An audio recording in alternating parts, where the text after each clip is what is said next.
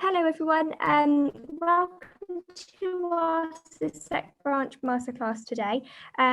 Just while we let you join us and everything, I'm going to just give a few minutes to let everyone come in. And I'm just going to run you through our agenda. So the webinar today is on criminals and con artists. We've got some really exciting presentations coming up for you. So as you can see, we're just going to do a quick CIISec introduction firstly, before I hand you over to our host today, which is John Amer and Neil Jones.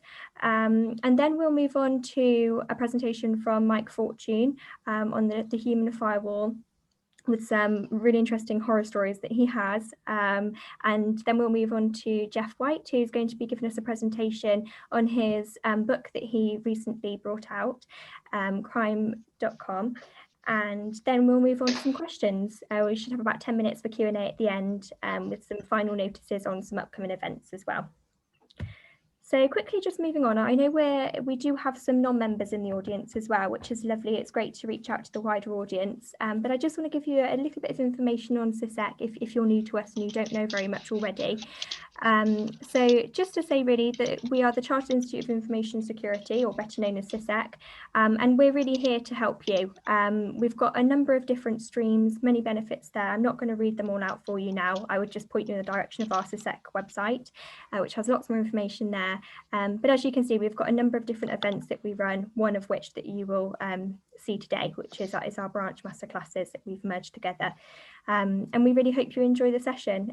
We've got various other things there as well, our magazine, and our career and innovation development events, which if you stick around till the end, we'll let you know what ones we have coming up soon for you.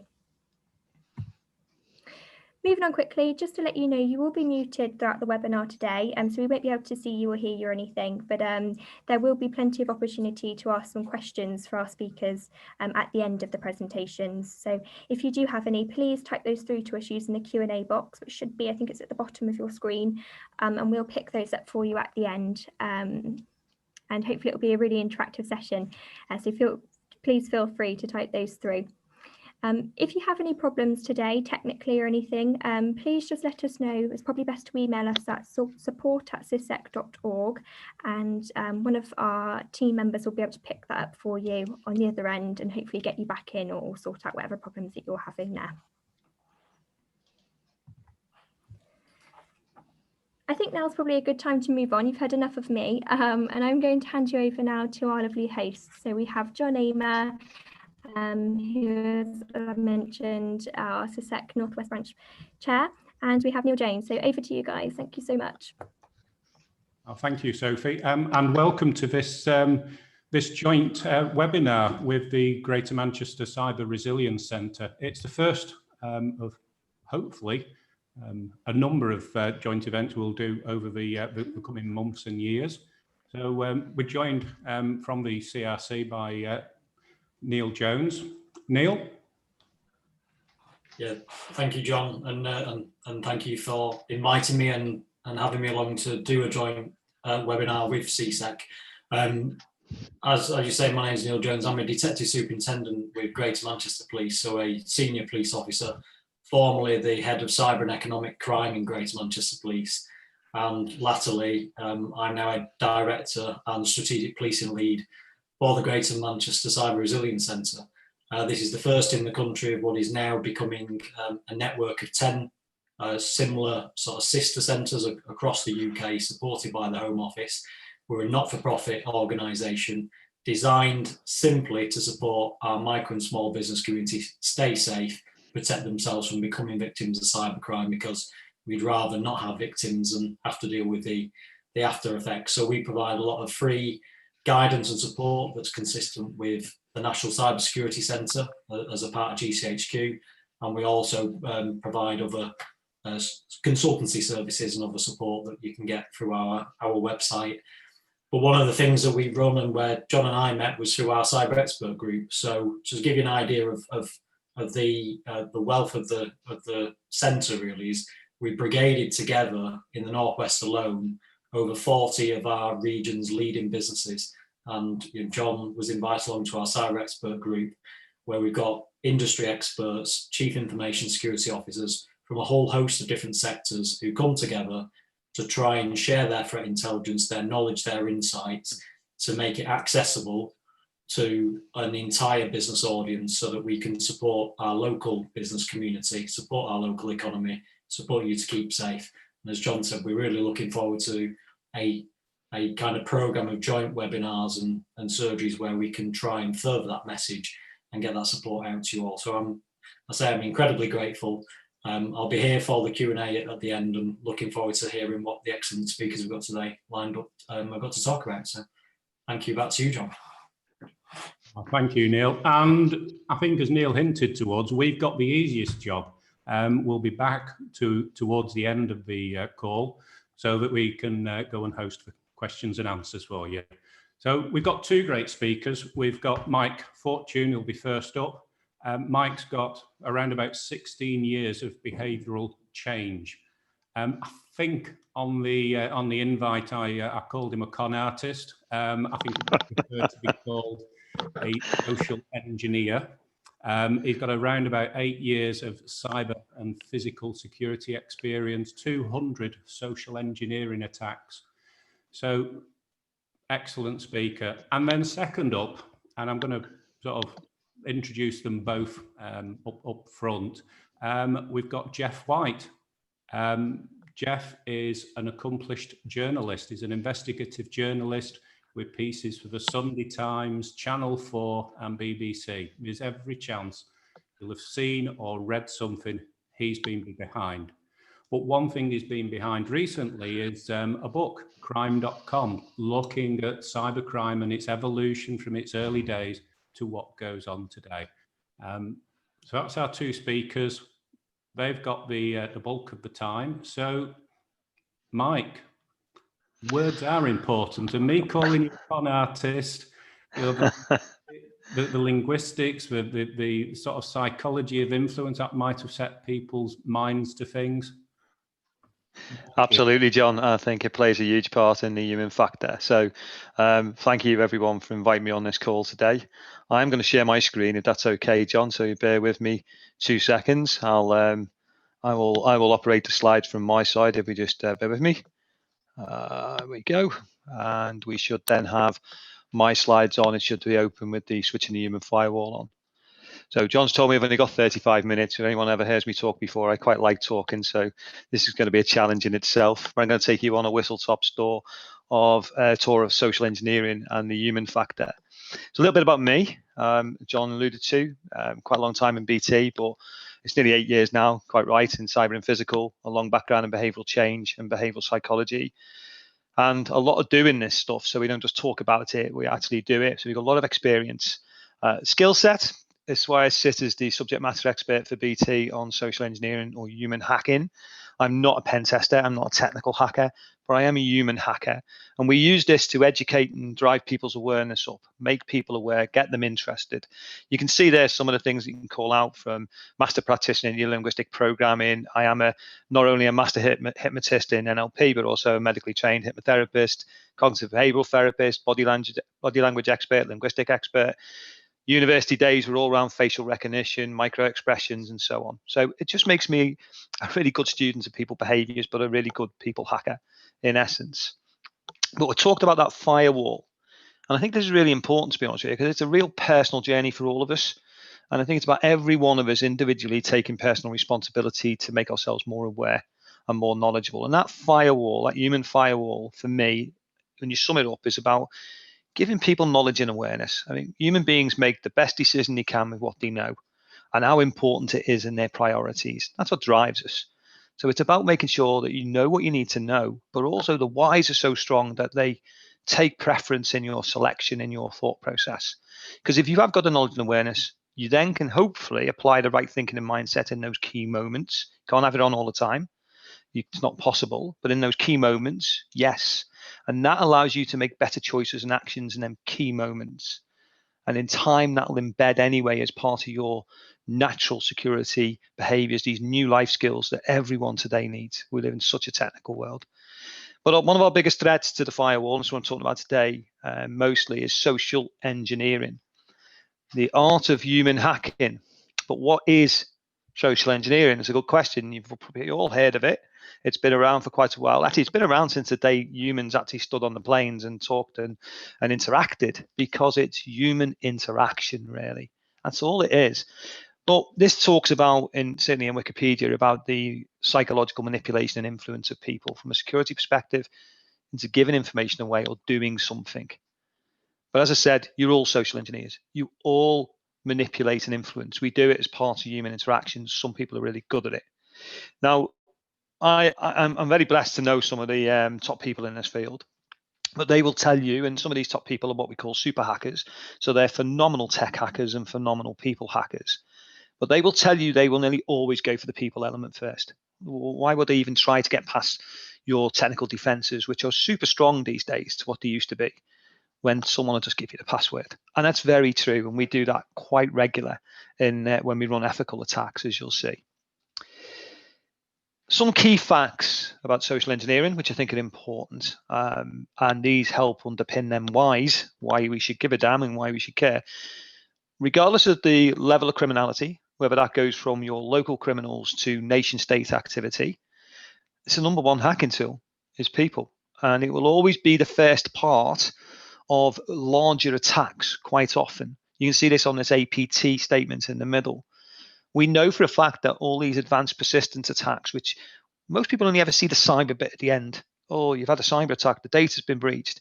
What you don't see is this jigsaw being pieced together over maybe 3 months, 9 months, 12 months. That actually creates the end bit, which is the cyber attack. And nearly always the beginning part of that jigsaw will be people. Be humans, it'll be people, be social engineering.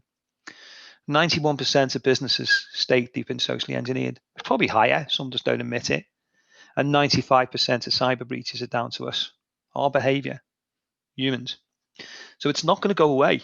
We can put technical defenses there, but why people still let you in and open doors for you, regardless of how good your technical defenses are, is still always going to be a problem. We know the common themes in social engineering. I'm sure all of you guys know these, but it's still worth refreshing. There are only a few of many. Phishing being the biggest of all and the biggest threat, but don't lose sight of spear phishing. I was away with NATO at the beginning of the year as an expert and guest for 2 days around the threat of spear phishing. It's massively increasing. Criminals will put the energy and the time in just for you, just to make it for you. So we see the spear phishing rising, whaling attacks going after the seniors or the critical people. And also, it's not just about seniors, it's about people who have critical access into your systems and your data. They will be classed as very sensitive people and very big targets for social engineers and criminal activity. The big player for me in this, we can talk about the phone, the phishing, the face-to-face, text messaging and bin diving, but the two big players actually for me in here, as well as phishing, are the phishing, the phone scams. We're seeing big rises in that as well. You're probably at the highest risk over the phone because you're so desperate just to move on with the conversation. We see contact centers attacked phenomenal times a month to try and get at you and me and our details to get at our accounts. Social media is probably the biggest player of all. It's a brilliant tool, but it carries so much risk as well that we all have to be aware of. And I believe we have to be mature with in the way we manage our social media. So it's a little insight into some of the key techniques, but one of the big ones that they use, and this is really prevalent to what we do, is the intelligence gathering. So using the open source intelligence techniques, OSINT, and gathering that profile on their targets, or their, whether that's an individual or a company, it doesn't matter. And the hopper on the left doesn't do it justice, honestly. I've got 4 people in my team that are advanced level in OSINT, really good at this. And we've got access to around about 2,500, if not more, places, tools, and so on that are all open source that we can utilize and use to gain that information. And if we've got it, so is the criminals, potentially. And that's how we look at it. So let's delve a little bit into the psyche of ourselves. I did say as a psychologist at the end of the day, and I've studied both behavioral psychology and cyber psychology. But this firewall bit, why are we vulnerable? And this is an important message. It doesn't matter who you are. It doesn't matter how intelligent you are academically, what job role you've got. You are all vulnerable. We are all vulnerable to this because it's part of the human condition. And I sit with CEOs, MDs, engineers, it doesn't matter. It really doesn't. It's understanding self first. The way I try to simplify it, because I could talk for days on the way your minds work and the way your physical brain works. I don't have that time. But I created this, which is my brain's game of snakes and ladders. See, your brain works in quick brain, slow brain, cognitive, autonomic, subconscious.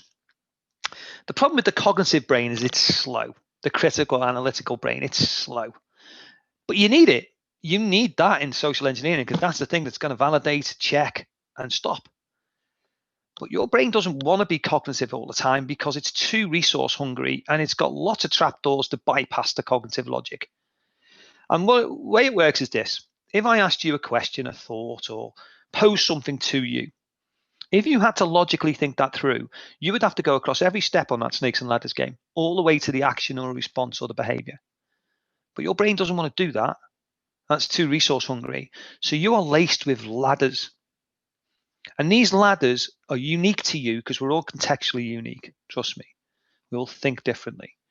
But if I can find your ladders as a scammer, I'm going to hopefully bypass big chunks of your logic and move you to that action or behavior quicker. And these ladders can be many things. I might put a list of a couple of them there. Emotions, absolutely. Emotions are a big player. We are very at risk in emotional spikes of erratic behavior. Logical distraction. Yes, your logic is so small. The amount of information you process in a given second is fractional compared to the subconscious. But the problem is any more than that information, that's what we call to create a stable reality, you're going to go into stress, anxiety, and meltdown. But the other side of this as well, why you're busy logical, you're accessing all your capability and what we call cognitive strain, then everything's possible because you can't think about two things at once when you're occupied. In fact, as a scammer's saying, it says that when logic is on holiday, everything's possible. Keep you busy. Autonomic action triggers. You like to think you're in control. 15 years now, a hypnotist and linguistic, been a big part of what I do in priming and so on and showing people how easy it is. You are so desperate to be influenced and primed. But not even from an external point of view, you are hidden with loads of autonomic action triggers built into you as a human being that drive autonomic behavior, that change the way you think. Chemical reactions will change your thinking and the way you are. All I need to do is make you feel happy. All I need to do is you need a trigger, a cue, and away you will go like a chemical concoction. And then we get to human needs. And I think this is interesting with the human needs bit. Because if we relate this right now to COVID, right, we play this snakes and ladders game. In the present circumstances now of COVID-19, which the majority of the world have gone through, and it's unprecedented times.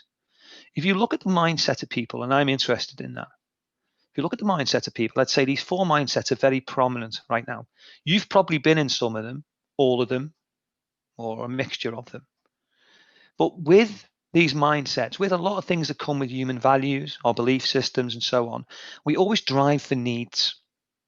All I need to do is fulfill your needs. You see, when you get a mindset of fear and uncertainty, there'll only always be a need for hope or security. Confusion will bring a need for understanding. Authority and obedience will bring a need to follow, obey, or rebel. Compassion and kindness will bring a need to help. Well, as a scammer, all I need to do is fill them needs. They are ladders. If you think about that compassion and kindness one, how many of us in the early stages of COVID were watching our brilliant, fantastic NHS people saving lives for us? How helpless did we feel that we couldn't get out there to help and support? We were stuck in our homes. We were developing what we call learned helplessness. I just need to fill that as a scammer. And these are examples of some of the scams that went on, and they are a fraction of them, trust me. You see one here from the Manchester Evening News, a text message going out to people saying, you've been caught outside by the cameras. You need to pay a £35 fine. That's following the need to obey, authority and obedience. The one in the middle addresses the need to help. You can't go to the hospital and help the nurses and doctors, but you can give some money to help find a cure. That's a ladder, it's a bypass. And then you've got the fear and uncertainty bit, then the need for hope. There's a £364 opportunity here to get back. That's a need for hope. And there's what will bypass and go up that ladder and bypass chunks of logic. And you've got to remember, criminals don't care. There's no ethics here. They don't care. You want an end game. They're disassociated from you being a human being. You're just a target, an end game. Everything's on the table, in essence. There's another big player kicking off here as well, which is really important. I told you I study cyber psychology. Yes, there is a thing called cyber psychology. It was founded by a guy called John Suller, very interesting area of psychology. John Suller and Mary Aiken are the two leading people in this. In fact, Mary Aiken was the lady I think they built the CSI series around. But when you look at cyber psychology, which is the effect of technology on human behavior, it's massive, massive. We change. And it's contextually unique for all of us again. So it's an individual sort of internal management battle, if you like. You've got to really sit down and ask yourself how you behave differently when you're on your gadgets, when you're online. There is a you for the real world, and the real world is when we really interact. We even class the phone as that. Or there's an online you. But it's playing out in all sorts of different things, biological and so on in human beings. John sort of talks about the two big players here being the disinhibition effect and the online invisibility effect. Disinhibition means that you're on your phone, it doesn't matter. It's not really a crime. You know, everyone else is doing it. It allows you to drop your moral compass. So what we see is a rise in what we'd class as people that wouldn't be criminals in the real world are now all of a sudden criminals online. It was not a big problem. Everyone else is doing it. Download this movie. And then we get the invisible effect. No one can see me. I'm in my room. I'm on my phone. So it's okay, isn't it? If you take an example here of someone who's probably insular in the real world, very shy, introvert, doesn't interact very well, struggles with human interaction, how that can change online. You're no longer interacting with human beings face to face. So therefore, you probably find you to feel a bit safer. You're in your bedroom, you're at home, you trust people quicker, you bond relationships quicker, you feel socially confident. But then on the downside is your complacency goes through the roof. We know that bonding relationship quicker bit, if you think about it, when you really interact with a human being, you're reading all sorts of cues, facial cues, audible cues. You don't get them when you're online on a messenger system. So you're bypassing from 1 to 6 to bond. Comes with all sorts of concerns. And then some of the facts I've put down here.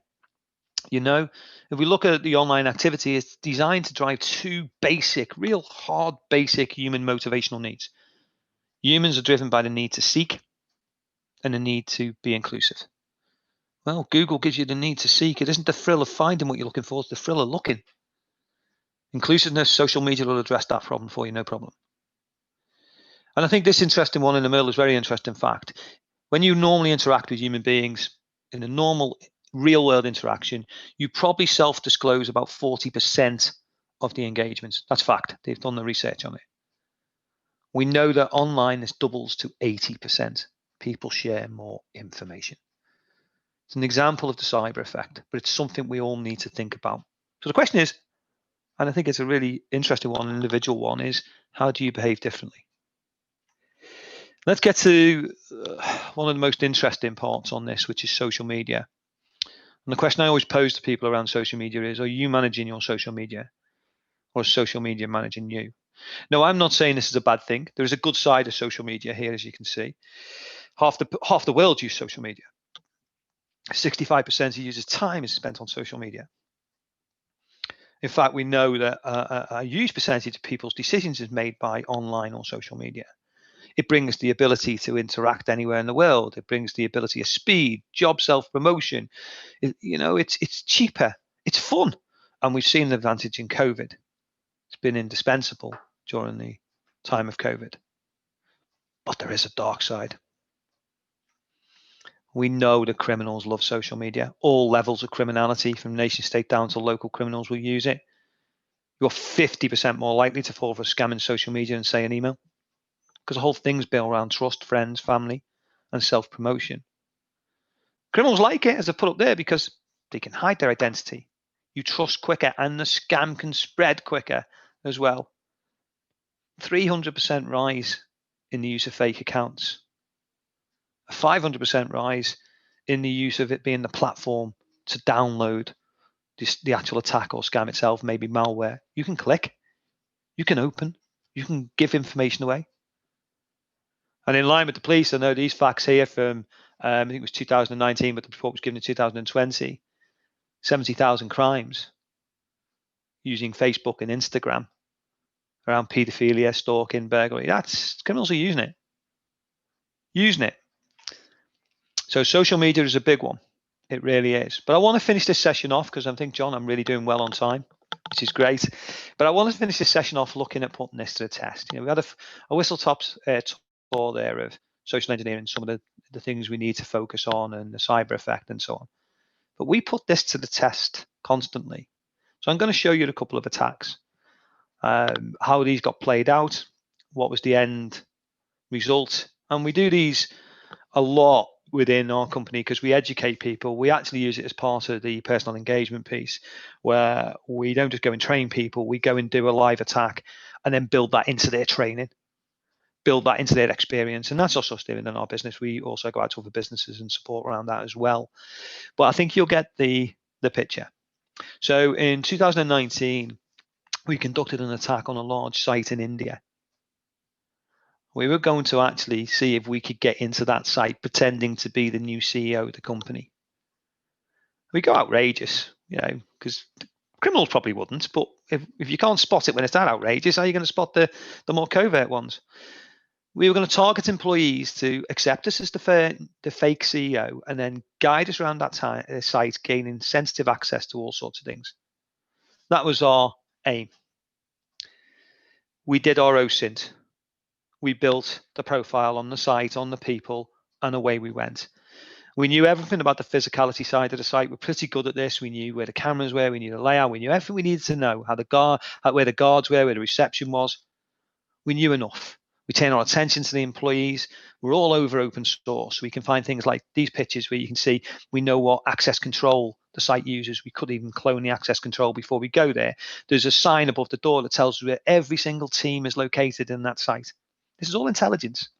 We know in the background what the guards look like. Maybe there's a guard on every floor because that's not the ground floor. So that's the guard's uniform then. These guys, people are sharing this information on open source without realizing the intelligence they're giving away. This guy took a picture of himself, of his friend in the server room, the most sensitive room in any business. But we know who that guy is now. We're into him, his family, everything.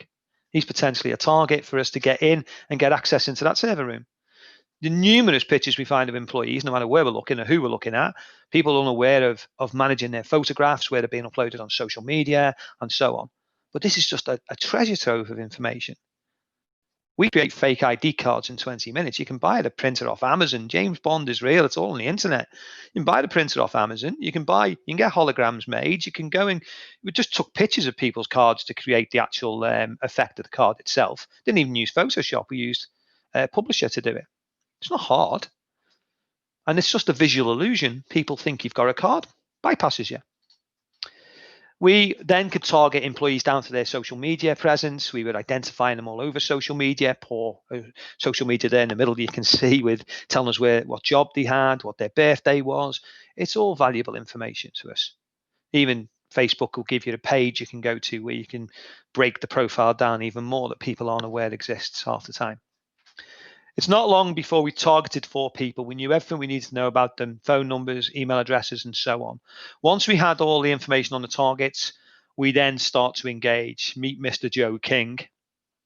Pardon the irony, but this is me. But now I'm befriending them on LinkedIn. I'm befriending them on social media. They're talking back to me. It's not long before we're squeezing out some mobile numbers from them and all sorts of information, further information, personal numbers, and we're starting to phone them up and start to engage with them. What we did then was start to set the scam. They'd been identified as brilliant employees. Some of the seniors are going to come to site in the next couple of weeks. Could they meet them? It'd be great to meet them. And get them all interested. Not too much information, just enough to keep them hanging. Until you get to the actual day before, and then you phone them up out of the blue. And it's tomorrow. It's happening tomorrow. Only good news. It's not the seniors. It's the CEO. And it's an unannounced site visit. He doesn't want people to know. Just you and about 5 other employees. Can you meet him outside at 9 o'clock for a photo shoot and come well dressed?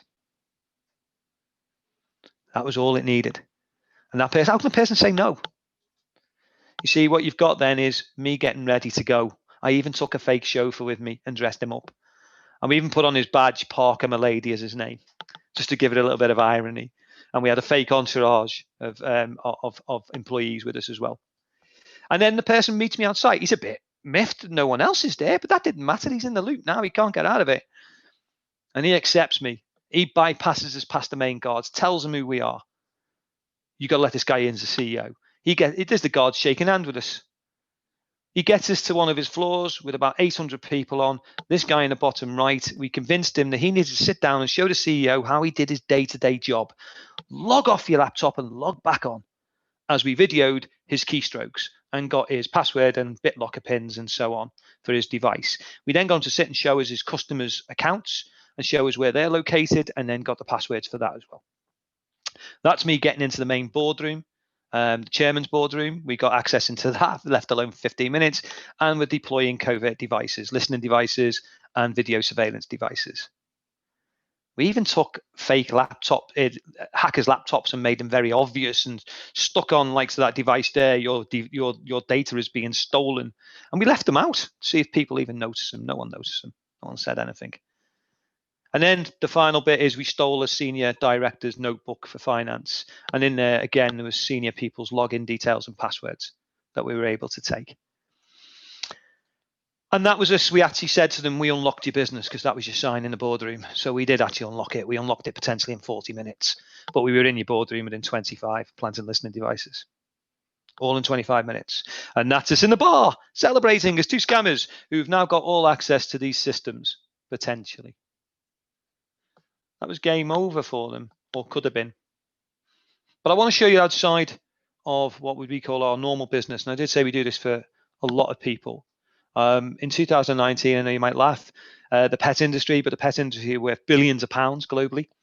We were approached by the PIF, the UK Pet Industry Federation, to be guest speakers at a huge global event for all the pet industry businesses. This was 200 top execs from businesses like Mars, Nestle, and so on. Now, the CEO of the company asked if he'd heard about what we do, and he said, look, can you do it? Can you do something like that and then turn up on the day with not knowing who you are and do your talk? I said, yeah, no problem.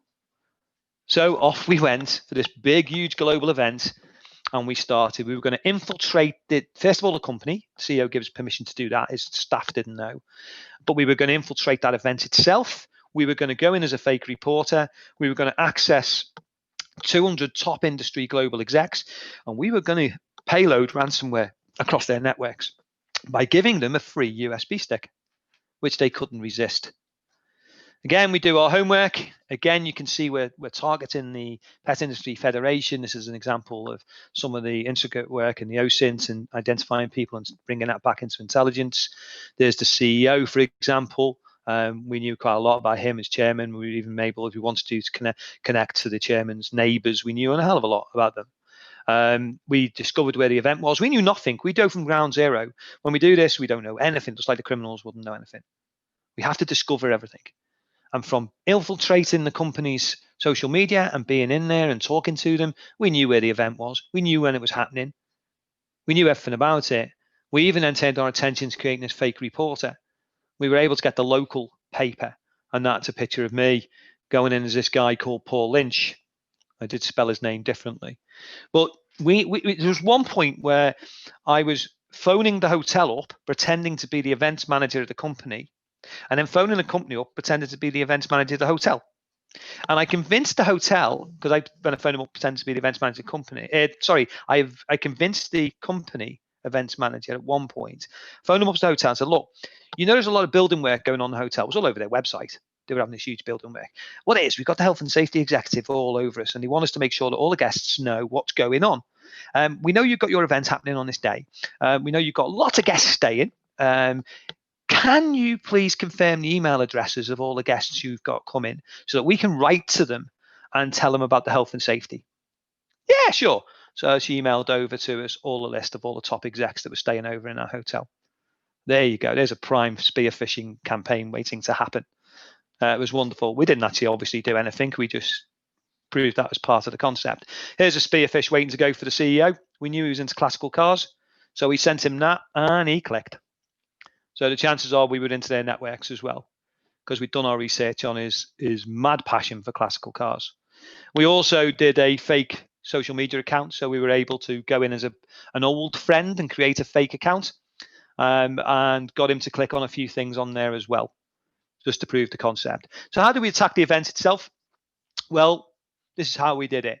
we did the OSINT. We knew all about the staff, as I said. We were starting to talk between the hotel and staff. Once we'd got it built up where we had a reasonable good relationship and we had the reporter and ID made and so on, I started to then vish and call the staff again, the director for events, and started to introduce myself as Paul Lynch. And we wanted to come to the event as a local paper. It was fantastic for the local area. It was brilliant. We could do free press. We could give free photos to them. Could I come? Yes, I could. And she agreed for me to come at 12 o'clock on the first day, and then for the event itself, which was starting at 12, to be there for 12 o'clock, and she'd have a pass waiting for me and everything. Brilliant. But I don't turn up at 12 o'clock. I turn up at 8:30 in the morning. You see, I want to get the execs. I know they're going to be having coffee and tea in that hotel.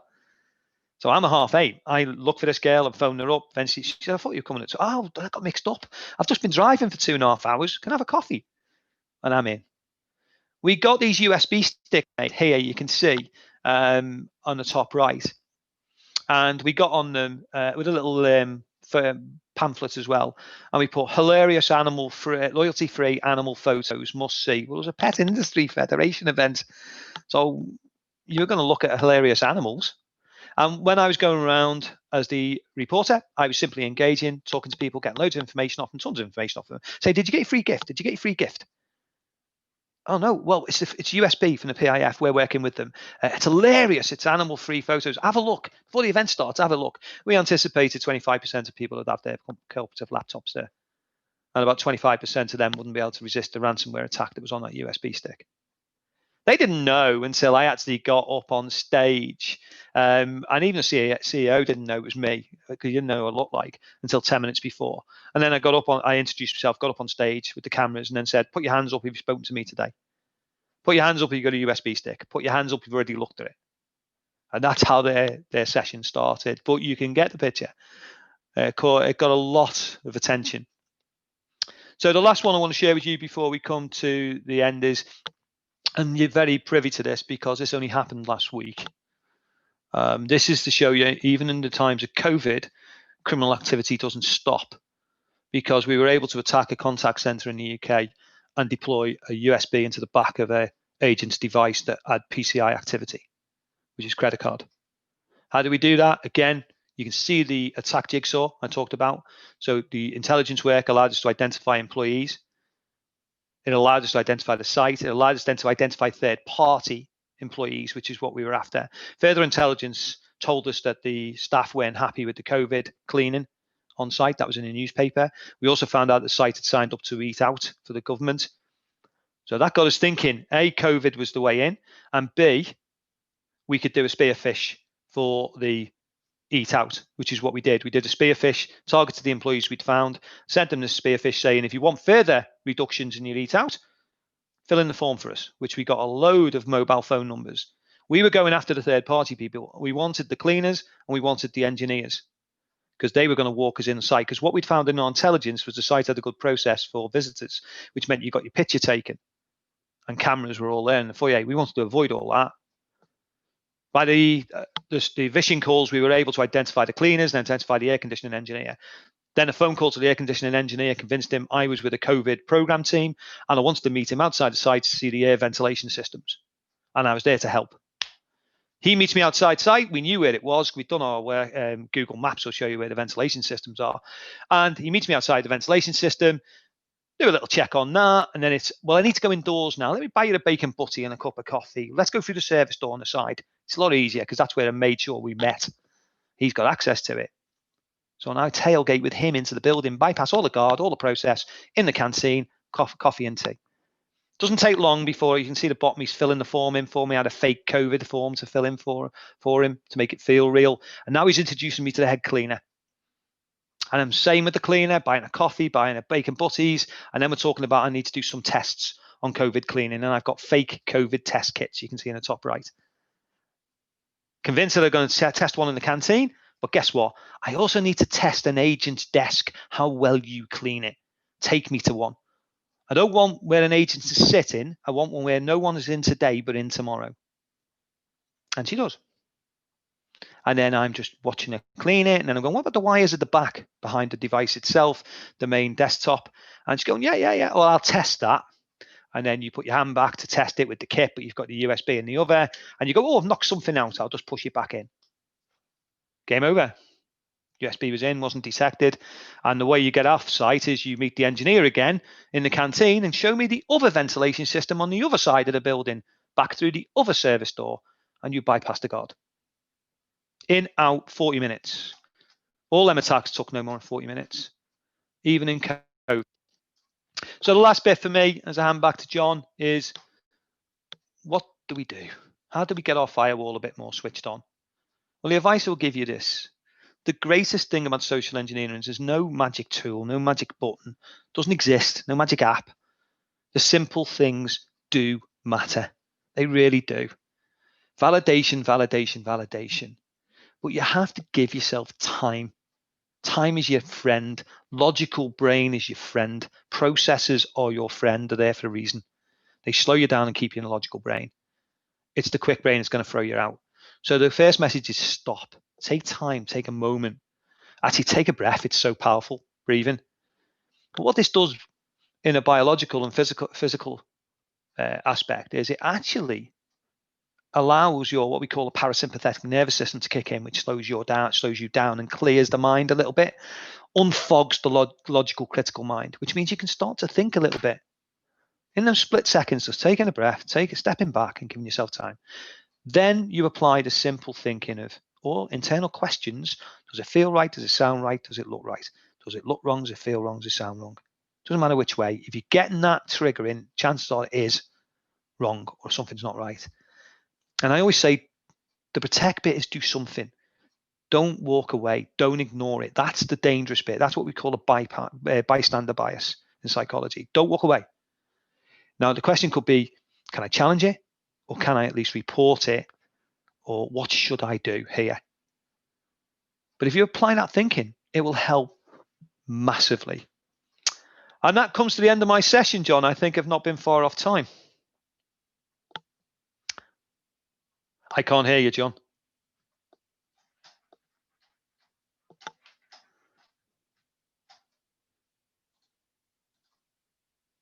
Yeah. I can hear you now, John. Not to work at my end. So much for coming temporarily off mute by pressing a button.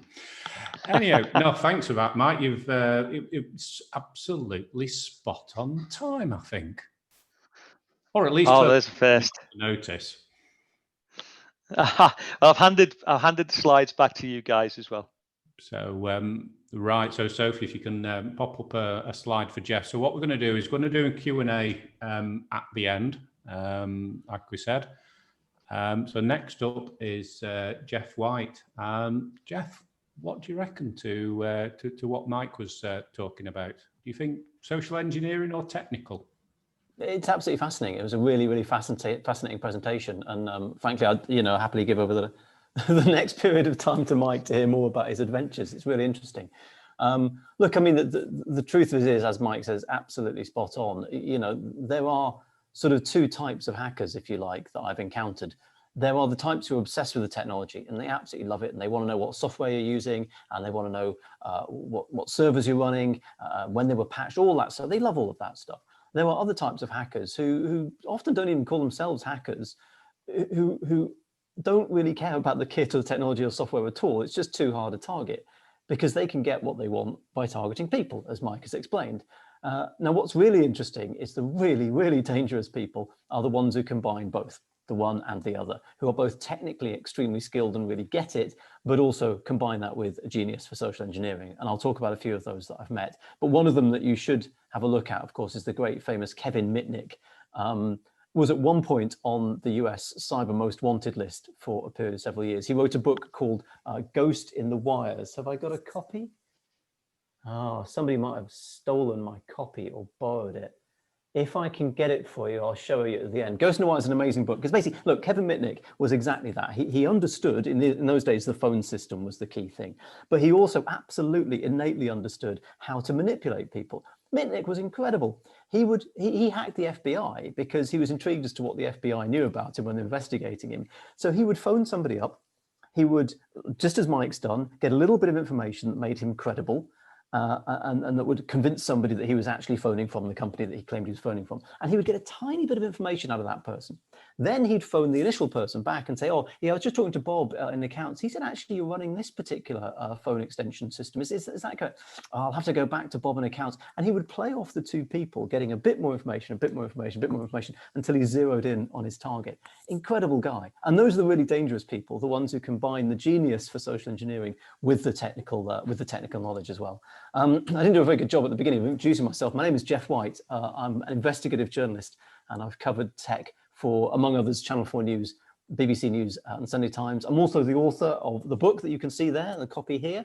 I'm contractually obliged to show the book at every presentation that I do. Reason I wrote a book about cybercrime is I've covered this stuff for more than 10 years, and there's no book about it. I know, weird, right? There are books about individual cybercrimes. So there's fantastic books about, this particular type of cybercrime, or this particular era, or that particular person. There isn't really a book that I could find, certainly not one that I've found, that covers the whole thing from beginning to end. And that's important for a couple of reasons. Number one, you've got a bigger audience. If you do a book that's a bigger landscape, a bigger spectrum, more people are going to buy it. That's my logic. Number two, you can make some really interesting connections. So stuff that happened 20 years ago connects with stuff that happened last year. You can only join those dots if you're painting over a really big canvas and encompassing the entire thing. Number three, it really pissed me off, frankly, that there were these amazing stories about cybercrime, fantastic, incredible Hollywood-esque stories about cybercrimes and how they're committed. And nobody ever really explained these to the public. And that really got to me, because I'd read these things, and this is just fascinating. How do they get into these places? The stuff that Mike's described to you, only happening in the real by real criminals. Nobody had ever sort of put this down in a way the public could understand it and read it. So that was the idea of writing the book, was to put all this together in a way that my mum could actually read and enjoy, or at least find compelling. I'm not sure whether enjoy is the right word. Terrifying is a word that gets used a lot in connection with my book. I'm not sure whether that's good or bad. But look, one thing that's come out of the book that is really, really fascinating and ties absolutely into what Mike was talking about is people have this idea of hacking as being about kit and code and software and hardware. It's not. It's about people. I've covered in this book all the big hacks of the last few years, the world-changing hacks. And that sounds like a bit of hyperbole, right? World-changing hacks. Well, during the US 2016 presidential election, the Democratic Party was broken into, and the contents of those leaks probably changed the course of the election. I certainly argue that in the book. We now have Donald Trump in the White House, and that's changed the world. So these hacks do change the world. But let's backtrack a bit on that 2016 hack. How'd they get into the Democrats? Did they analyze the server software? Did they work out what kit they were using on their networks? Well, to a certain extent, but actually the way they got in firstly, they sent an email. They sent an email to a Democratic employee, to the chair of the Democratic campaign, John Podesta, and they said, your password has been hacked. You need to click here to change your password. And this ties in again exactly with what Mike was saying. Think about that email. It's the kind of email you would get and you might spot as a phish. I'll go into what happened with John Podesta and when he received it in a second. But think about that email. Your Gmail password's been hacked. Oh my God, there's a problem. Fear, that's instantly a response of fear. Click here to reset it. Well, there's the solution. There's the rescue. You make somebody afraid and then you throw them a lifeline. They're going to take the lifeline far more if you've made them afraid first. Incidentally, when John Podesta, the chairman of the Democratic National Committee, received that email, he spotted it as a dodgy, and he forwarded it to his IT department and said, it was a bit dodgy. They replied and said, yeah, we think it's dodgy. Please change your password. Somehow, John Podesta ended up clicking the original link in the hacking phishing email to change his password and not logging into Google separately and changing his password. So interestingly, he was worried about security, but his fear about security was used against him. But it all comes down to phishing emails. It's phishing, it's attacking the human being, not necessarily networks. Again, Bangladesh Bank, North Korean hackers broke in, stole $81 million. I'm making this, by the way, into a podcast series for the BBC at the moment. This is an incredible story. Again, a Hollywood-esque story of how hackers break in and steal money. But how did it start? How did they break into the Bank of Bangladesh? They sent an email saying, I'd like a job, here's my CV. And of course, you open the CV, you get infected. And we've had news in the last couple of days that the US has now accused several Russian government hackers of breaking into Ukrainian power stations and turning the lights off in Ukrainian power stations. Again, I've talked about this in the book. It's an incredible story of how they engineered this hack down to the finest detail. They even hacked the phone system in the power station. So when they hack the power station, they turn off the lights, the engineers call for help, the phones don't work. It's just brilliant. It's remarkable. But again, how'd they get into the power station initially? What was the initial way in? Emails sent to the power station saying, here's some safety advice, some security advice.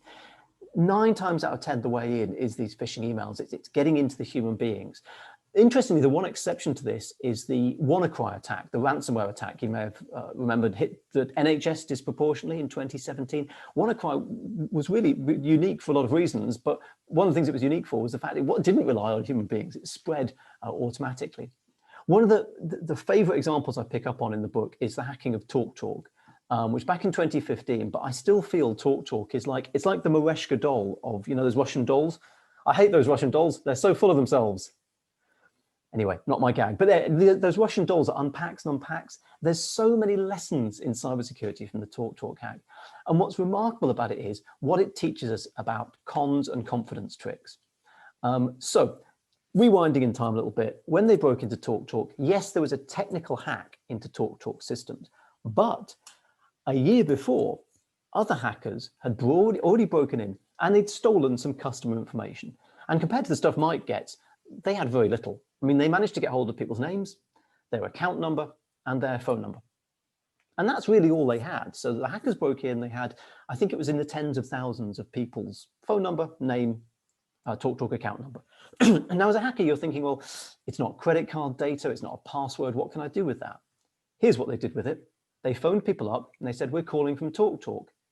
And we're calling from TalkTalk because here's your TalkTalk account number. That was all they had. They had 3 pieces of information and they used them. They phoned the telephone number, information piece number 1. They said, am I speaking to Mr. Geoff White? Information piece number 2, they've got my name. It's TalkTalk calling, here's your TalkTalk account number. And only TalkTalk would know that. How would anybody else know that? 3 pieces of information and they were in. What they then did was they subjected TalkTalk customers to a quite intricate, but ultimately very successful scam. What they did was they said, we're from TalkTalk and we've been told your computer's got problems. And interestingly, a lot of people at TalkTalk did have problems with their broadband because at the time TalkTalk was suffering from that. So the customer would say, yes, yeah, I'm having trouble, yes. And the engineer would say, well, I'll install some software remotely. And they thought they were talking to TalkTalk, so they installed the software.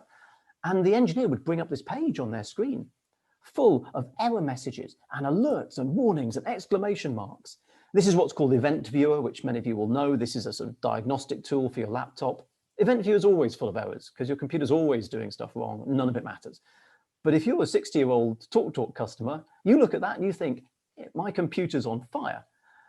And that gives the fear. Again, to go back to Mike's thing, they're bringing in the fear.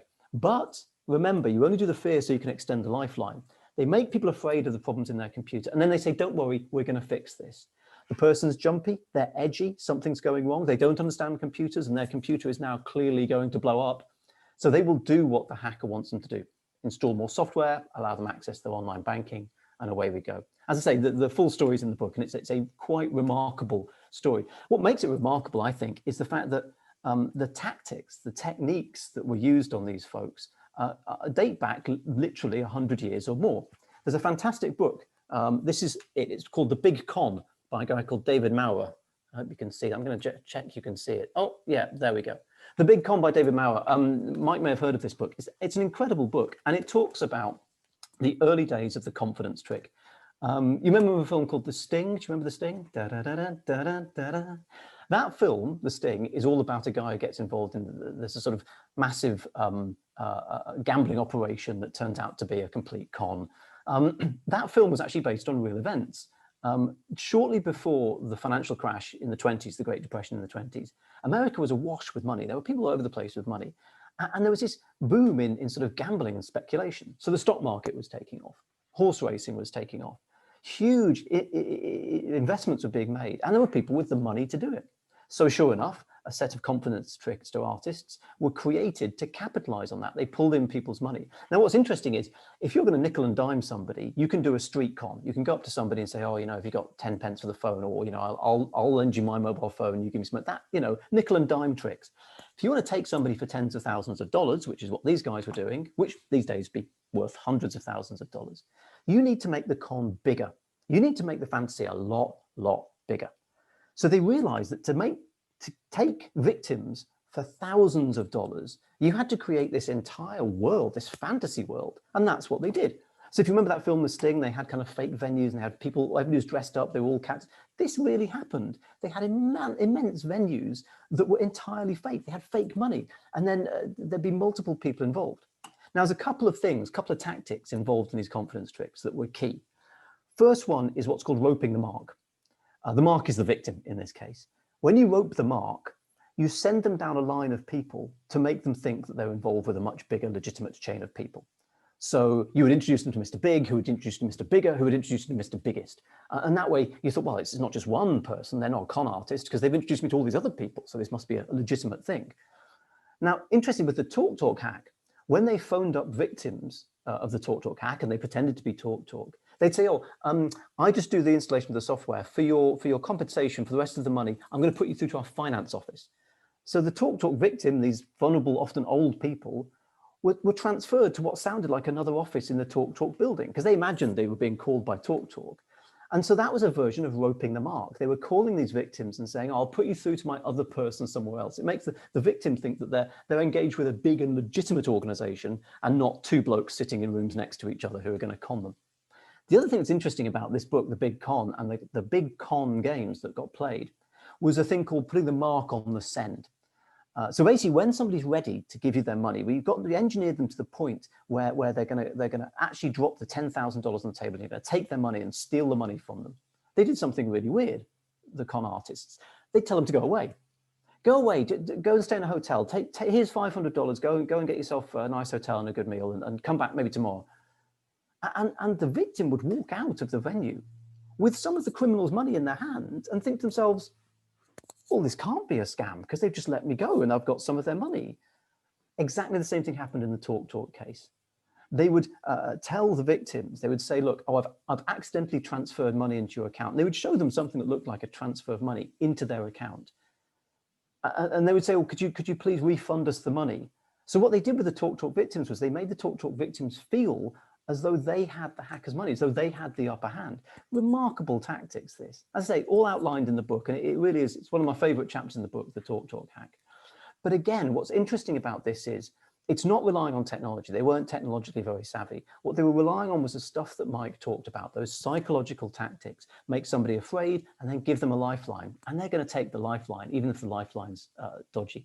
Again, Mike talked about Mary Aitken, the cyber psychologist. And another book I'm going to show you, this is The Cyber Effect by Mary Aitken, which is another good book to have. And it is exactly, Mike's exactly right. There's the disassociation effect, which explains so much online behavior. People don't think it matters. And in terms of making people think it matters, and employees, particularly in your case, I'll come on to that a little bit later. What I do want to confront, though, is the extent to which computer hackers and criminals actually are aware of the psychology stuff and the psychological tricks that Mike's outlined. I mean, it's an incredible world of, manipulating people and making them afraid and throwing them a lifeline or upping their kind of anxiety or using their kind of logical triggers, the kind of snakes and ladders board that Mike showed. Do the hackers actually really understand that? They really know that? They really consciously think of that? I'm not entirely sure they do.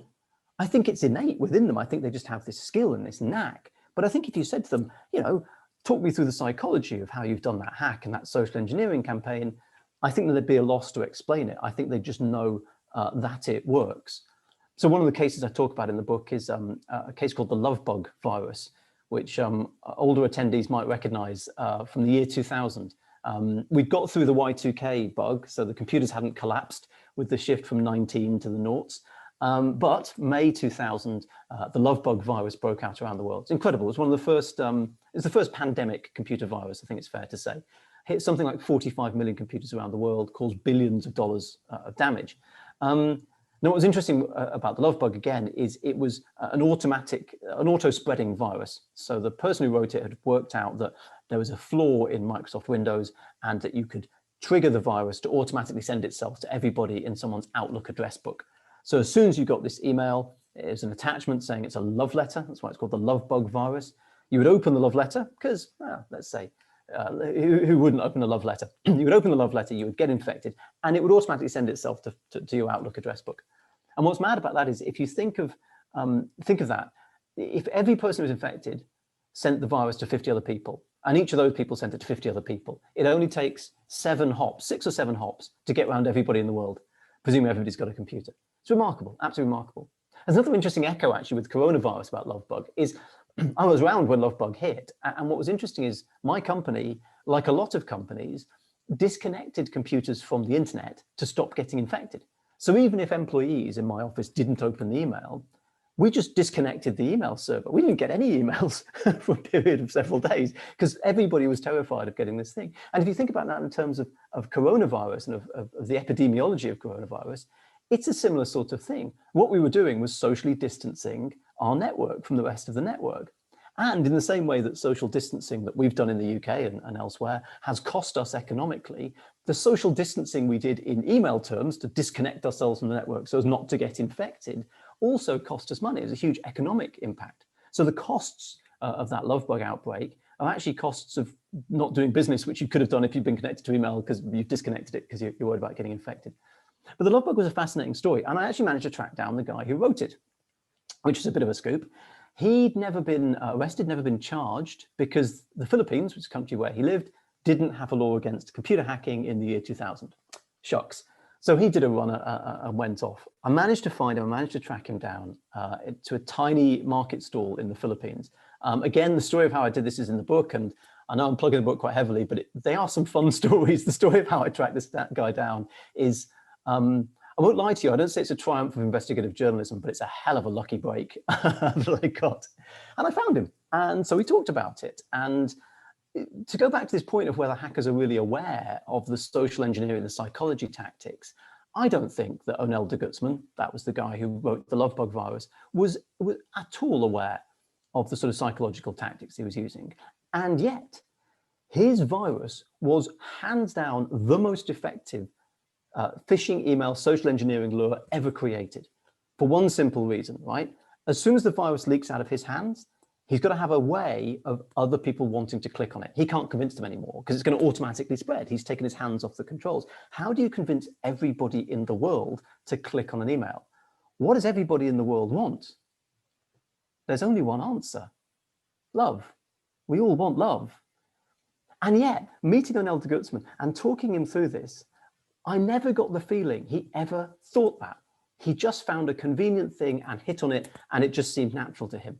And that's the scary thing, I think, about some of these hackers and the good social engineering hackers. They're not even necessarily aware of the social engineering skill that they've got. They've just got it, and they've got it in spades. I want to go back to the TalkTalk story quickly now, and I want to talk about another element of it. Because I told you that there was this whole outbreak in India of Indian scammers calling people up on the phone, the stuff that they had. What's interesting is there was a later break-in at TalkTalk, the one that hit the news in 2015, and that was a technical break-in. A bunch of very young computer hackers understood how to break into TalkTalk's website and pull out information. I managed to get in touch with some of the hackers who were behind that. In fact, as I was chatting online with one of those guys, the chat window he stopped responding. And I later learned that was because he'd just been arrested.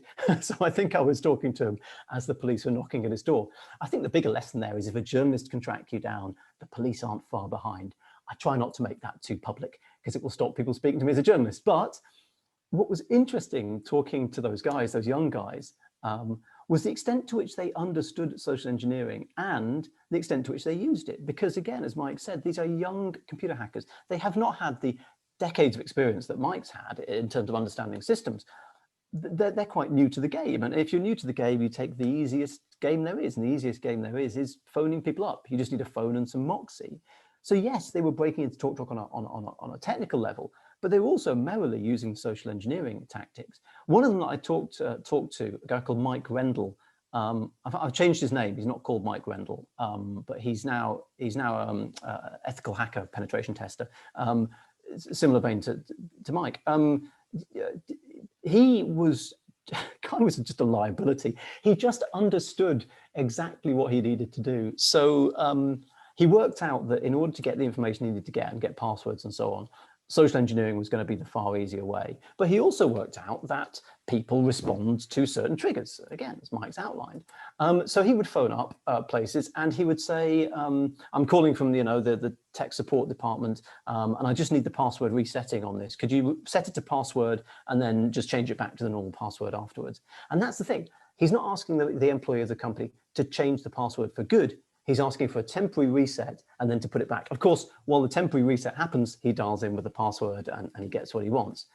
But what he realized was that people respond better to female voices. He sounds like a young teenage boy because he is a young teenage boy. But if you're a female, then people are a bit more receptive. So he changed his, we've got a voice changer, and he would phone up and just change his voice to be female. Then he realized that people responded better if they thought that the person they were speaking to was under stress, under pressure. So he would get the soundtrack of a screaming baby. And when he phoned up the help desk, he'd say, oh, it's Tom, I'm at this person's house. I'm just doing a job. I'm one of your employees. Can you just reset the password for me? It's all kicking off. And of course, the person on the other end of the phone would hear this employee stressed. They'd hear the sound of the crying baby. They could imagine a domestic horror situation. So I'll do him the favor. I'll do him the favor. And he said 9 times out of 10, it worked. What I find remarkable about this as well is that these guys, the folks I'm talking about, the talk type hackers, and that set of hackers, young British, what you might call bedroom hackers, who did actually, some of them wear hoodies, so, in fairness, they were really early into the SIM swapping issue. So increasingly companies have pushed people towards 2-factor authentication. So when you log in, you get a text message on your phone. Well, the hackers have realized that it's an arms race. They're like, okay, now we need to hack phones. And so the likes of Mike Rendell, the hacker I interviewed, suddenly realized that mobile phone companies were their friend. If they could get into mobile phone companies and they could swap the SIMs so that they had their numbers changed for the victim's number, they could get the 2-factor authentication message as it came in. This is what worries me, is it doesn't matter what methods we put in, hackers will jump over them and circumvent them. That's why I'm not so keen on biometric IDs, the fingerprints on the phones and retina scans and so on. I just think, I can change my password, but I can't change my fingerprints or my retina. Certainly not with the kind of tools I've got around the house anyway. The other point I want to make here quickly is that there is this myth, isn't there, of hackers as being antisocial. The loner in the hoodie in his mum's basement, hacking and so on. I think we've misunderstood the definition of sociability, because the kind of tactics that people like Mike use and people like Mike Rendell, the guy I interviewed for the book, the hacker I interviewed for the book, they know people extremely well. They're not antisocial at all. They may be unsociable. They may not mix in physical groups with people, but they absolutely understand how people work. And what's interesting is, I went to a friend's, sadly a friend's funeral the other day, and his kids were sort of sitting there, and they're sort of 9 and 13, and they spent all the time at the table on the phones. And I complained to my wife afterwards. I said, a bit antisocial, isn't it? And she, put it to me and said, well, yeah, they're probably having 5 conversations with people, probably in different countries, of different ages. They don't necessarily know who all those people are. Sociability has changed, and your ability to be social and be social online, I think, has changed. I think people people of my age, we're still in the old world, where for us sociability is us chatting face to face. Sociability has changed, and hacker sociability is still sociability. It's just not the kind of thing that we understand and appreciate. All of which is a long way around saying that the kind of tactics that Mike's explained, those social engineering tactics, are still very, very much the way that hackers get in. As I say, most of the major hacks of the last few years have started with some kind of phishing email. It is the way in. I want to talk quickly about coronavirus, because obviously everybody has to. Coronavirus obviously has, what I'm going to say, I'm going to use the word unprecedented, and I'm going to use the word the new normal, all of those cliche terms. Look, one thing coronavirus has done is completely disrupted working patterns. I think there's some good to come out of that. I think the idea that we all got on trains and in cars at 8:30 in the morning and traveled in one direction, probably not that great. Maybe we can change that, and that's good. But throwing those working patterns up in the air has created some problems for security. Because what's interesting, again, going back to the stuff Mike talked about, he's breaking patterns. Going in through the side door where the security guards aren't, that's breaking a pattern. And that's, if you can do that, you can get around security. A lot of security relies on patterns. our employees arrive through this door in the morning and they all have passes and they all scan their passes. Now, if you see that pattern and it's regular and it's every day, as a security guard, if you see somebody sprinting through a side door and not scanning their pass, the anomaly is so easy to spot. It's the same online, same with digital stuff. You know, employees come into work and you see a bunch of logins at 9 o'clock in the morning and a bunch of logs off at 5 or 6 or 7, depending on how your company works. It's a pattern. You suddenly see a log on at 3 a.m., it's anomalous. Think about that with coronavirus. Somebody logs in using an unknown device at 2 a.m. They check their work emails and download a bunch of stuff. Now, normally your security function would be going nuts at that point, saying, hang on, what's happening here? But in this coronavirus period, that could just be a harassed parent who's been looking after their kids all evening, has only just managed to check their work emails, and they're using their partner's iPad from their home network.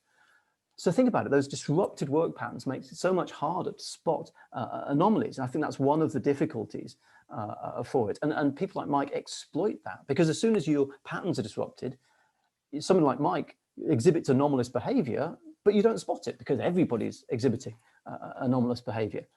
In this environment, and this is the crux of it, I guess, and the bit that's hard and thorny, but we're going to have to deal with it. You are just more reliant on your staff. Your staff are working from home. They're using their home networks. They're using their home kit. I think this is going to be a big issue for companies. As a hypothetical, let's say, for example, that your employees working from home, there's a ransomware attack comes through on their work email. They open the attachment, they get infected by ransomware. Because it's their home network, it somehow spreads to their partner's laptop, and their partner runs a hedge fund, and they've suddenly lost millions and millions of pounds. Now, think about that from a liability point of view. Who's responsible? Because suddenly this guy's company has been wiped out, and his partner opened the email, and the email came through the partner's company's system. So there's a liability chain there, which I think is quite difficult. Interestingly, I know quite a lot of people, similar jobs to Mike, but more technical side. They don't so much physically go to places; they will digitally break in, and generally they're hired by a company, and the company says, "Break into our systems, off you go, and then tell us how you did it." And normally that involves these hackers targeting the company and the corporate kit. But now they're thinking, well, hang on, if your employees are working at home, am I legally, as a penetration tester, allowed to hack people's home routers to try and get through to them? Is that part of my testing environment now? Because I don't feel comfortable with that, I'm sure. So there's an interesting thing with people working from home. Fundamentally, what it means for all of us, I think, though, is you're reliant more on your staff. You've always been reliant on your staff because, for people like Mike and for people, the hackers I've described, suddenly they have 2,000 doors in because your company employs 2,000 people. Or in a smaller firm, they've got 20 doors in. But in a way, that's easier because doing the kind of research Mike and his folks do on 20 people, pretty easy. Every single employee is a way in. This is the kickback we get from empowering our employees. Everybody has got access to all the information at all times. You can access critical, sensitive work information from home at 2 o'clock in the morning. Brilliant. So if you need to do your presentation at 2 o'clock in the morning, you can get that information and you can access it. The kickback from that, of course, is you can get into sensitive company information at 2 o'clock in the morning, and therefore the hackers can as well. So we've empowered our workforce massively to get hold of all this stuff. I feel we haven't necessarily given them the support and the backup to be able to use that power responsibly. And this comes down, I think, to trust. You have to exhibit trust in your employees. You can't just tell them that you trust them. You have to exhibit trust in them, and you have to teach them how they're going to help your security. Your staff really are your thin blue line. And that means also that your staff have to trust you. They have to trust that you're going to play fair with this. One thing that strikes me is a really important ingredient to this and gets missed out, but I think is still an important thing to discuss, is going back to Mike's example. When he broke into that last company, the COVID test example that he broke into, where he got the credit card data, I did feel quite sorry. I think I'm not sure whether I should do, but I did feel quite sorry for the cleaner and for the staff that he targeted. I wonder what happened to them. I imagine there may have been some sort of disciplinary kind of thing. But let's say nothing really happens. Let's say they got told about it and so on. What if that staff member comes back and just thinks to themselves, I don't care. Yeah, well, the company might have been hacked, they might have lost some. What does it matter to me? Because I've had that. Come on, let's face it. We've all been sitting in companies. Somebody clicked on an email and you said, oh, you shouldn't have done that. It could be a phishing email. I don't care. Who cares if the company gets hacked? I don't care. It's an inconvenient truth, this, but fundamentally, your staff caring about your company's health will be the key to say to them, and you need to look after this company that employs us all and that pays all of our wages. The more your staff care about your company, the more invested they are in it, the easier it's going to be to sell them the message to say, you need to help us take care of this company. And you're always going to have members of staff who are basically just there because it's a salary and they don't really care. But the more you can do to say, look, we're all part of this company, we all invest in it, we all benefit from it, and we all have to protect it. I think that's a message that you can kind of use to sort of sell the security stuff to people. I'm no psychologist, but I think that may be it. One other thing that I'm going to mention quickly is the idea that security is often, and this is companies of all sizes, if you're small size, small business, big business, often security is, even just mentioning the word security, I'm imagining big burly people with, you know, flak jackets and stuff, and it's heavy end stuff. I wonder whether there's opportunity for security to be more of a reward, to be more something to be positive about. And the classic example for me is, you know, if, for example, in the company that Mike talked about, you know, if people get picked up on that kind of thing, they might get disciplined, they might have to go on a training course, there might be some, you know, pushback for them to say, look, as an employee, you have to do better. You know, there are phishing campaigns that run in companies where they send phishing test emails around. And if you click on the phishing email and fall for that test and don't, you know, and get infected, you know, you get sent on a training course, you know, how to not click on emails and so on. The flip side of that is, what about a prize for the person who didn't click on them? What about a prize for the person who's got the best password? Bottle of champagne? You know, company, you know, the department that manages not to click on any of the dodgy emails gets to go go-karting. I don't know, whatever you want to do. But I just feel, you know, positivity needs to come in here as well, because we need to sort of massage that sort of, security is heavy and it's important and it's serious, but I think we can sweeten the pill. We can give them a bit of carrot as well as a bit of stick. Those are my thoughts anyway, for what it's worth, from dealing with hackers, from dealing with companies. One more thing that I'd say about this, and this applies more to small and medium-sized businesses, is obviously for me as a journalist, there's a reputational damage angle that we need to talk about. I still feel we're slightly in a stage where there is a sense of cyber shame about getting hacked, about being public about getting hacked. I think we're new in cybersecurity. You know, cybersecurity, I've been writing, you know, the sort of history of the last 30 years of cybercrime, but really, I mean, compared to crime generally, that's a drop in the ocean. It's a tiny, tiny window of time. And we're still getting used to how cybercrime works. We understand other crimes and we understand victims of other crimes. Because cybercrime is so new, we don't necessarily understand when somebody's been a victim, how impactful that is. It's not helped, I have to say, by incidents like, for example, TalkTalk, when the chief executive of TalkTalk, the Baroness Dido Harding, who I think's got a new job, doesn't seem to be going very well, she said, we've been subjected to a significant and sustained advanced cyber attack. I think significant and advanced was the phrases that she used. It was no such thing. It was a low-level attack. So again, I think we're still getting up to speed on how these hacks work and so on. I think that's changing. I think there's less of a cyber shame. I think the idea that a company did get hacked, you know, through lots of different reasons, more about that is coming out. As a small and medium-sized business, people understand you don't have the resources to throw at it like TalkTalk, you know, 4.2 million customers. And so I think in terms of dealing with this stuff, in terms of going to your clients and your customers and explaining it and just being as honest with them as you can be, I think as a small and medium-sized business, you have a lot of sympathy. And if your relationships with your customers are good, I think the idea that you've been a victim of a hack isn't necessarily something that's hugely damaging. So if you deal with it in the right way, and if you have a plan for how you're going to deal with it. Could talk about that a bit more in the Q&A if we want. That's it from me. Thank you so much for your time. The book is there, the usual sort of plug and so on. It's available in all good bookshops. But yeah, I look forward to your questions now. Thank you for having me.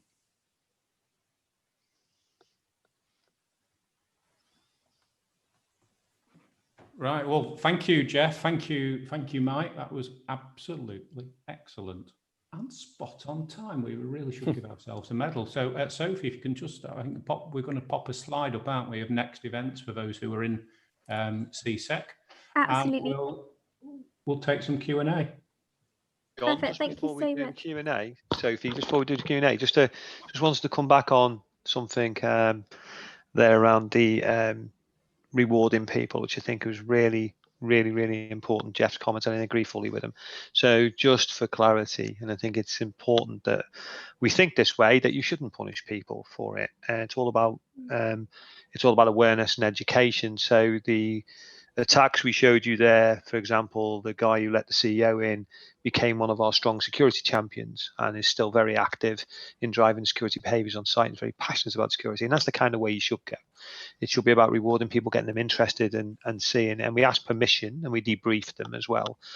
So no, the engineer and the cleaner won't be disciplined. It will be education awareness, and they will become our strong champions for us, because that's what it's about. Absolutely, it's the human firewall bit, which is actually help people understand why it's so important to them, get their interest up, and get them switched on to being them champions of driving and evangelizing security as a part of the life skills we all need to know now, Geoff, isn't it? Basically. So just wants to clarify that, and I fully agree with Geoff on them comments. And making fun, the the best thing I've heard, not my idea, but if somebody leaves the laptop unlocked or the PC unlocked, pop on, email the team, 3 cakes on me. Yeah, and another thing we do as well, which is really good and food for thought, because we run our own phishing campaigns, as you know, John, is when people report a phishing email, whether it's a internal one or whether we've done or whether it's a real one, they get thanked personally. They receive a big thank you from the business for protecting the business. And I think that, again, it's all that thank you and recognition in the right way, a very positive way. Absolutely.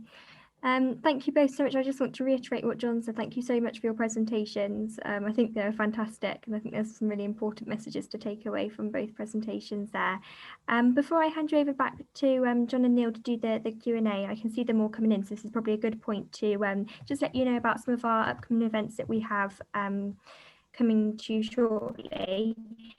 Our next virtual webinar is on the 29th of October. It's one of our innovation webinars focusing on data sovereignty and compliance. We've got some great companies on there, and the speakers have some brilliant presentations to bring to you. So if you like the sound of that, I do encourage you to register on our website. We do also have our next branch masterclass coming up on the 11th of November, focusing on smart cyber and digital forensics. So again, if you want to register, then you can do so on the CIISec website. We'd love to see you attend. And we do also have some NPL webinars that are coming up shortly as well, that we're running with the National Physics Laboratory. They're not on here, so I do apologise, but our next one is coming up on the 17th of November. So if you do like the sound of that, do check the website, and I'm sure it will be uploaded really shortly for you. We have Professor Neil Stansfield presenting on the webinar, so please do join us for that one too. And as you can see, we have another innovation webinar coming at the end of November as well. So enough of that. I will now hand you back to John and Neil, who should be able to talk us through the questions that we have coming through. I can see we've got some coming in. Are you able to see those okay, John? Yeah, I think Neil's got the first question. Yeah, thanks, Sophie. So Mike, first question for you. You've answered the second part of it around aftercare helpfully in you came back. And the question is really around, how do you define ethical boundaries when you're running your human hacking exercises? So when you talk about getting permission from the chief exec, but what limitations do you put on that activity? Yeah, so that's a great question. So first of all, we do have penetration testers in the business, but I'm not a penetration tester, as I said. But we do our exercises as part of the education and awareness, because I actually run all of the security behaviours and engagements. So ours is about bringing people on board this journey, which is huge in creating that security culture. We have a very clear governance. Everything that we do from an ethical social engineering activity has to be signed off by the chief security officer and the head of Protect BT. So we will not do something against an employee unless that employee is debriefed, and we can ask permissions for any materials to be shared or trained and so on. So otherwise they'll be blocked out. But no one is left in the dark. Our intention is to evangelize everyone, and we don't step over the boundaries. There's places we won't go, there's things we won't do. Because it was an interesting challenge with the COVID. You can imagine the balance about, we've got COVID going on, but we had to do that because we felt it was imperative that we tested parts of the PCI aspects, because that's what the criminals would do potentially. So we do have a very strong governance, and everything is signed off and agreed. Okay, that was great, thank you. So a bit of a question, I guess, to all of us. Are we aware of any studies discussing the impact of cybercrime on victims? I don't know if the police have anything like that, Neil. No, I don't know of any studies on the impact in that respect. I mean, we are working with the Sprite Plus network, which is a large academic sort of coming together to look at things around security, privacy, information and trust. That's what Sprite stands for. So there's Professor Amer Barrett from Manchester University and a group of others who are starting to look into this type of idea around the erosion of trust, around the online environment being not necessarily a safe haven. Obviously, I think, was it last year or the year before, there was the government white paper around online harms. So I think that type of work is started to be done. But what you do see around cybercrime, in my experience, and picked up recently by the Europol IOCTA assessment, is there's quite a lot of understanding, I guess, around child sexual exploitation and abuse online because of the horrific nature of it. There's a greater understanding now of cyber-enabled fraud. 86% of all fraud is now cyber-enabled. But the actual impact on the individuals, I don't think we've done any studies. It kind of links with Geoff's point around cyber shame and reporting. What I can say is that it's still grossly underreported. So latest estimates, I mean, it's still as low as 1 to 2% of cyber-dependent crime that gets reported, and within that 1%, in the Northwest, about 15% is reported by businesses. So in real terms, 0.15% of cybercrime that we think is happening and taking place and impacting our business community gets reported. So it's very difficult to do any studies when we've got an absence of the intelligence and the data to make it meaningful to draw that analysis from. And the other interesting thing about that is, and this unfortunately this doesn't help with your question, but is an interesting side point, is that obviously ransomware has been one of the sort of big cash cows for cybercrime. One of the things about ransomware is they will set the level of the ransom at a very particular level. They want to get the ransom as high as they can. But if they say, well, we're going to ransom you £2,000, you're not going to pay it because that's just too much money. So those ransom demands are often for individuals have traditionally been in the sort of hundreds of pounds-ish kind of level. To what extent will people report that? So I think there's an interesting sort of relationship between this, particularly relevant to ransomware, between that, the level of ransoms charged, and your propensity to report that as a crime. And that also has an element of cyber shame about it as well. So I don't know, it's just a side point, but I find that quite interesting. Action fraud might be worth looking at, I guess. I don't know, or cyber helpline. I think there's another angle there as well, Geoff. When we look at ransomware, for example, we know in the early days that would tended to be the big players going for ransomware. And there was a little bit of a code of conduct there, which is we've got your data, if you pay us, you'll get it back, and you often did. What you've seen now is the lower tiers of criminality using ransomware. In fact, we know if you go on the dark web, you can actually buy ransomware as a product. So lower criminals can actually use the package per se, but it doesn't mean they necessarily know what they're doing, which then in the ethics go out the window if they won't give you the data back if you pay them. So it's an interesting whole interesting area of ransomware, and I think that shame bit actually is really prevalent. So businesses not mentioning they've paid ransomware in the past as well, keeping that quiet. And Mike, actually, we're starting to see that with ransomware there's a slight change as well, that it's not just the risk of your data being encrypted to encourage you to pay the ransom, but actually there's data exfiltration taking place as well, and then that being used to effectively blackmail you further into paying the ransom under the threat of that sensitive company data either being leaked publicly or to your competitors. So it's kind of that double whammy effect, but again, coming back to that human behaviours, really, the fear. And what I'm interested in as well, and I've said this for quite a while, my concern was the ICO fine for a company. If you looked at how much that would be from 4%, I know if I was a criminal, I'm not, I'm a good guy, but maybe that could be a way of weaponizing the ICO fine. and actually saying, well, I know your ICO fine is worth 3 billion, let's say, so give me $1 million, you won't pay 3 billion. It's a great ransom in itself. I think that's already happened. Travel X, wasn't it? Yeah, there's already been issues of ransomware gangs getting in touch and saying, look, we know what will happen if this goes public, and you know the regulations. Yeah, it's really annoying that you pass regulation which is on the face of it good, and then that gets weaponized against you. It's a miserable outcome. A bit like the social engineering, you could just going back to basic blackmail. It is. But you've got to know, it's a negotiation. You've got to know what you can go for. As Geoff said, you go for the best opportunity you're going to get. Not too high because you won't give it, not too low because you want the maximum benefit. But that's the same balance in everything. But to know that, know your facts first, and then you can go in with a better hand of negotiating. Yeah, definitely. Okay, so we do have another question, which is around it, and I guess both to Mike and Geoff. So other than general awareness raising, what practical defences are available to reduce the attack surface? So Mike, do you want to kick off with that one? So just give me that question again, sorry now.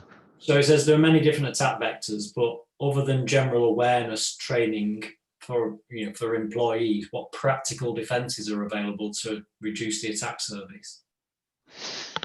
So from a technical point of view, there's quite a lot out there now. I think our technical defences have got really, really good. It's harder to attack tech than it used to be, and this comes back to Mitnick, and Geoff was talking about Mitnick because I've met Kevin, by the way, Geoff. Him and Hagnaghi, two of the leading people, but Mitnick will talk about the cycle of tech. In the early days, tech was poor. Tech defense was poor, so they was focused on attacking the tech. The tech defense has got really good now, so they're attacking people. Unfortunately, the only way you can stop behavior for me is to take it away from people, and that's to have some kind of technical defense in there, stop people doing the patterns. So if that's something like there's an opportunity for a service door to get in for a service door, then take the service door away. Just the only way you can stop behavior is to take it away. It's change the situation quite often is the biggest powerful thing to stop behavior. Other than that, you're always going to be, from a behavioral point of view, you're always going to be at the hands of people's awareness. You can't take that element out, unfortunately, if you can't bring a technical defense in. Mm-hmm. Okay, we'll turn off the internet then. Geoff, have you found anything more productive than turning off the web? No, I think there's a debate. I think there's a debate raging within tech security circles at the moment. I've heard people say both sides. I've heard people say it's the employees, it's all on the employees, and you have to do the awareness training. They're basically the last line defense. I've heard other people make the argument of if we as tech security people are doing our job, the emails should never get through to the employees. They should never have to deal with any of that. I think the truth probably sits somewhere in the middle. I think that no matter, I don't think relying on the employees altogether or relying on technical methods altogether is the way forward. It's always going to be a joint one together. Basically, your employees are your last line of defense. You can never stop having them as the last line. They always will be. No matter what you stop, something's always going to get through. But that's it though, isn't it, Geoff? Because you said the emails there, but the reality is, as a hacker, if you block and stop my emails getting through, I'm going to phone you up. Yeah. I'm going to go to site. And that's the danger I think we've got, is the more we really ramp up our defenses against the cyber side of social engineering, which is the emails, the spear phishing and so on, so much more does your home or your site become attractive. Yes, it interested me, the stuff that you do, Mike. I mean, that is really in-depth and very, very involved work. And I know there are some, some targets are really worth that. If you're a small or medium-sized business, I'd struggle to see a gang who would take that level of. A lot of these attacks are automated. They just want to pick the low-hanging fruit. In that case, it might depend on who the small business is actually servicing. Absolutely. A cleaning company, an engineering company, going into one of the big aerospace manufacturers, etc. So you start somewhere and gain a foothold and find another foothold, a bit that to and fro. But it's back to Mitnick's statements, and Mitnick would say it's quite much easier just to drop a USB in or get something in or just get someone to put something in than it is trying to get through the technical defenses. And I think it's very true, even though if you're a small business, it's not much to turn up outside your business. You don't do a lot of research or intelligence and then just get in and go, get somewhere or get into the toilets or whatever and leave something that could get you into the next foothold. There's a lot. I remember doing something for a charity actually, Geoff, giving them a little bit of awareness guidance for a big charity. It wasn't a big charity, it was a little charity. And I said, okay, fair enough. And it was, I think it took more than an hour or two, and a little bit of checking where they were located. And that he turned up and just breezed my way in to pretend to meet someone, but went to the toilet, got in the wrong room, where, well, it was in the right room, but people thought it was in the wrong room. But it allowed me to get at their network. And it took no more than 20 minutes. And it's an example of, actually, that's quite interesting then, isn't it? I don't have to send an email and rely on your technical defenses to pick it up, and just bypass all that and get in the green side of your business. Because that's where they want to get, is the green side of the business into the servers. But is there evidence that's actually, how often that's actually happening? Well, that's the thing. How many people have ever spotted it? I don't know. And the thing is, it might be low, but the fear is that could come as we get more technically brilliant at defending ourselves. Yeah, you push the errand. Yeah. There is a push of products at the moment to try and guide a user. Like, this email looks like phishing, not blocking it. It's just giving you some guidance. And also around trying to understand the behaviour of those people. I think there's a question about has COVID eroded the trust between employees and the business. Trying to see which employees are on your side, which are against you, which are neutral, which will follow. So all based on psychology and research. We'll see how those products sort of, whether they get mainstream in the next few years. But there seems to be a bit of a rush on them at the moment. It's just like having a security light, isn't it? It doesn't prevent your house getting burgled, but it gives you an indication you might want to look out the window. Yeah. Yeah, and do you know what, Neil? That's a good point. Isn't it? I often say when I'm talking to people, listen, we're going to talk about this, but it doesn't mean it's going to take it away. It's not going to make you any less a target potentially. All you can do is raise your awareness, and actually, as Geoff quite rightly said, it's low-hanging fruit. So if you do look like you're switched on a bit more, you do look like you're in control of your social media, you're managing yourself in situations a bit more savvy and switched on, chances are they're not going to target you. They'll just go to someone else because there's that much out there. And so it's a bit like the burglar alarm at home, really. You don't stick it on the house to go off. You stick it on, someone looks at it and goes, I'll go next door. They move on. Yeah, exactly. Yeah. So I think we're slightly over now. We've overrun on questions. It was going so well till the end. Absolute. Thank you both. Thank you, Mike. Thank you, Geoff. Really brilliant presentations. Sorry the Q&A went slightly over, but that's how it was. I guess that's it for the day, and see people on the next branch masterclass, Greater Manchester CIISec meeting. Thank you very much, John. That's lovely. I reiterate. Thanks, everyone. Have a great rest of the day. What's left? See you later. Good to meet you all. Take care. Thank you. Nice to meet you, Geoff. Ta-ra.